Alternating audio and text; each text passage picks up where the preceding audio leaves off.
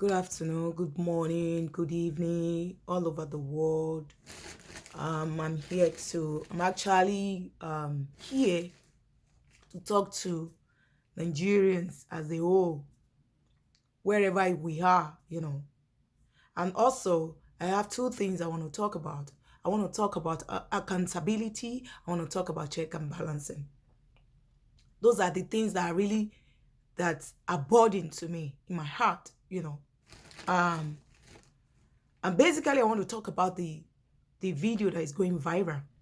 Not just one video, so many video. Talking about the palliative that was supposed to be given to the citizen when during the COVID-19 lockdown. That's in Nigeria. It's a relief package anyway. Just like, for example, what United States gave, they gave a stimulus check to their citizen as well. So now we saw so many video going viral in Lagos State, in Osun State, in Akure, and what's it called? Ilesha as well, if I'm not mistaken. And I posted one, the one that someone sent to me, um, in Mazamaza, that's in Lagos State. I posted it on my Facebook, and so some of my friends were antagonizing me. Some of them were telling me that it's actually ongoing thing. And I said, really? Ongoing thing. Okay. Why is it ongoing? What is it meant for? They were even, I think it said that if I see that it's actually donated by the private companies and all that, which I know that's donated me. Most of it is donated from private company, that it was supposed to be rebranded and all that. And I said, okay. It gets to a certain stage. I couldn't just argue anymore, because I realized that argument is not going anywhere. But my question or my take is, why is it ongoing? I could remember I saw a video that Lagos State Air in May, that the palliative will be given to everybody that needed it. And also, there was a lady, I think she's in charge of the palliative in the whole Nigeria. Aisha, Madam Aisha, or whatever. She said everybody has gotten the palliative. So when someone was telling me that it's ongoing, that got me confused. And also, during COVID-19, we saw so many videos that was going viral, that like 2 to like 10 bags for a whole street. So I keep wondering, I keep wondering that if it is ongoing, why are people not getting it? So this now come back to what I was actually about to talk about, which is accountability and check and balancing. You see, what happened at the toll gate? The government denied that nobody died. That is because they couldn't take responsibility of what happened, because they lack accountability. They lack check and balancing.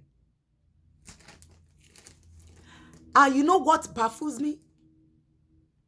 This food we're talking about, people were so hungry that it almost turned half of Nigerians into semi-beggars.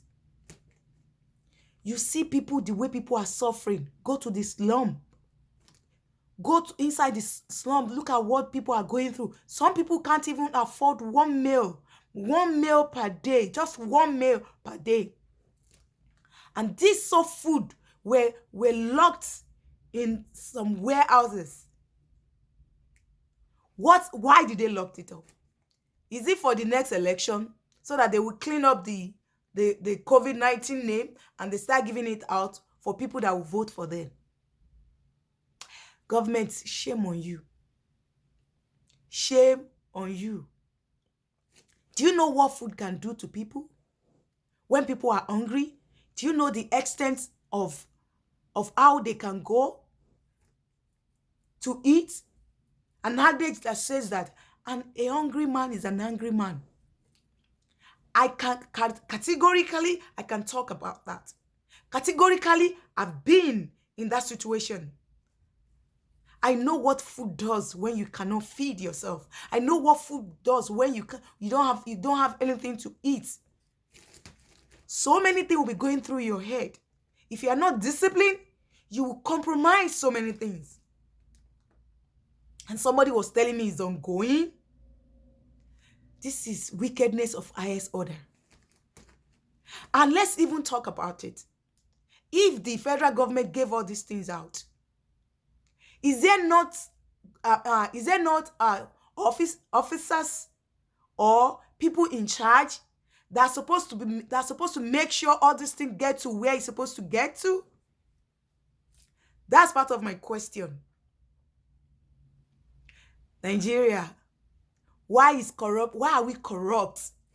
Corruption has eaten us to the bone, from the public office to the private sector, to hospital, to the judiciary, to the legislator, in fact, to the three arms of government in Nigeria, to the schools individually. That's why you see a local government chairman, the moment he becomes a local government chairman, he changed where he lives before. He moves to the island where Banana Island, Lekki Phase 1, Lekki Phase 2, whatsoever they live, Ajah and all that, Chevron Estate. The money that's supposed to be meant for the public or the betterment of your environment, you embezzle it, you put it in your pocket for your personal use. You keep shining, you keep oppressing people around you. You keep oppressing the poor, as if we're still in colonial era. Government official, private officials, everybody, our mothers, our fathers, the leaders, the pastors, the traditional rulers, the affairs, the imams. What is our position? How are we relating? How are we relating to people around us? How are we relating to our followers? How are we relating to our families? But guess what? Dino said something recently, sometimes ago. Dino Malaye, he said something. He said there will be a time in Nigeria where those people that you guys refuse to take care of will start pursuing you up and down. It has come to pass, and it has come to stay. Whether we like it or not, it has come to stay. You see parents that refuse, that has the money or has the resources to take care of other kids, to take care of to send them to school or to pay their school fees, or people in your street that you can help, that you refuse to help. Guess what? It will get to a time that those kids will come after your kids. Those kids will come after you. Let's start doing things in our own little ways. How can we help people? The little things we can do individually. It is high time we discipline ourselves. It is high time we discipline our kids, our children. Like I always say, it goes back home. When the foundation is destroyed, the Bible says, what can the righteous do? Your kids bring a pencil home, and he's not the owner of the pencil, and you didn't challenge him or her. You didn't ask him or her where she got the pencil. You didn't tell her to take it back to where she got the pencil from. If you ask any kid, any randomly in Nigeria, that if you have an opportunity to become a governor or a president of Nigeria in one day, what will you do? I'm sure the first thing they will say is, I will embezzle money. I'll buy cars. I'll buy houses. I'll move to a Banana Island. That's the in thing, Ikoyi and all that. Guess what? It's not those kids, those children's, what's it called? Those kids' fault. It is the picture we have painted. It is the picture we have painted to them, for them. We need to discipline ourselves. Corruption everywhere, every sector. You go to Alausa, you want to do something, they'll be asking you, Auntie Kilemuwa. You go to the airport, what did you bring? If you give them like $5, they will tell you, ni $20 ni. Some will even tell you they don't collect naira. Nigeria and our government, please, it is high time. This is not the time to blame APC, the PDP, or whatsoever. No. They are all birds of the same feather, flocks together.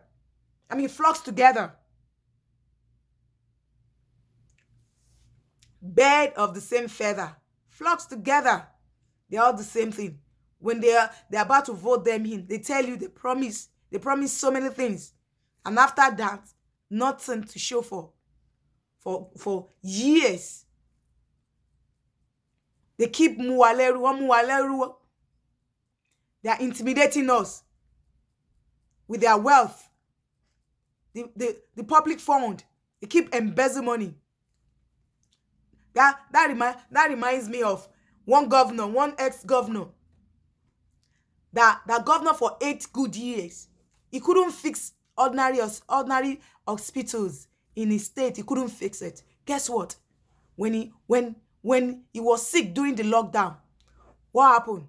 They had to fly him from his state to another state to be treated. Imagine if he was able to fix at least that medical hospital alone. Maybe he wouldn't have died. I'm not mocking him. We will all die one day. I'm not mocking him. But guess what? His name will not be forgotten. The highest they will do for you after you die is to put marble or patapata. They will put gold or silver or diamond in where you were buried. And that will not take you anywhere. That won't allow you to enter heaven. We've been praying since I was born. I'm close to 50. Since I was born, we've been praying. We've been praying for betterment of Nigeria. And guess what? I remember, even while I was growing up, there was a time that you just drop something. If you want to go buy something from the next door, somebody that sells something, the person may be inside, will be telling you, oh, drop the money there and take whatever you want to take and go. Nothing will happen. But now, you trust nobody. Nobody trusts nobody. You trust nobody. Everybody is looking for opportunity to rip you off. We're looking for opportunity to rip each one of us off. Accountability, nothing like accountability. You walk in a place, you just be cheating your employee or employer. We can't do things right. In our homes, we can't do things right. In the society, we can't do things right. Let's just face reality. We need to fight for ourselves. Let's start from home. You see those leaders you saw, they are the product of the society. Those leaders you saw, they are the product of the society. And for those people that are looting people's property, people's personal property, their sweat, you will be caught one day. You'll be caught soon. You'll be caught soon. Why should we even do that in the first place? This the cause that which the youth are clamoring for, the change they're clamoring for, you are trying to jeopardize it by doing all what you're doing. Why can't you just channel your energy to the government?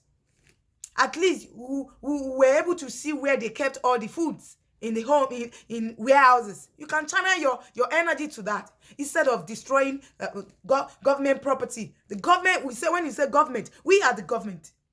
Because it is taxpayers' money that they use. Why will you destroy the buses that's supposed to be for public? Why will you destroy traffic lights? It is tax money. It is taxpayers' money. Let's receive sense. Let's do it right. It is time for change. Change individually. And for government officials that think that once you are there, nobody can shift you. God will shift you one day. God will all shift you one day. Let's try to do it right. Let's try to do it right. Let's start from home.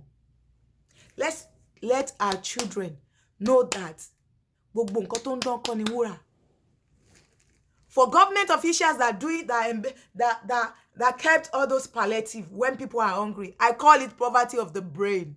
Poverty of the brain. Because if it is not poverty of the brain, why will you collect things that is meant for public? Food, onje, food. Why will you just hide it somewhere? Imagine the one that I heard that baffles me. In fact, I still can't believe it. The one they saw in my homeland, in my what's it called? My state, my city, Ikorodu.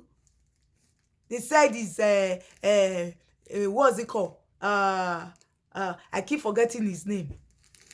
And I'm sure someone said he's about to what's it called? He's about to run for governor. When you cannot fix road, they can't fix lights, they can't fix water. How would they even fix light? Where is it that the people that bring in generator into the company, I mean into the country, they won't allow electricity to be fixed, to be stable, because they derive so much from darkness. They derive so much from why we're not getting electricity. We can't fix one thing. We can't do one thing right. If it is road, at least if road can be fixed, all the road in Nigeria can be fixed. At least that will, for one governor, one regime, let them do one thing. Let them do it right. Another one that comes again, let them do another thing. Let them do it right. But no. Everybody is trying to embezzle money. The money that they will stock money somewhere. You embezzle money for your generation to come. Poverty of the brain. In Nigeria, if you don't know anybody, nobody is ready to help you. Shame on our government. Shame on our government. Shame on our government. And shame on any leader that is supporting them. Shame on anybody that is supporting the government. Shame. I'm out.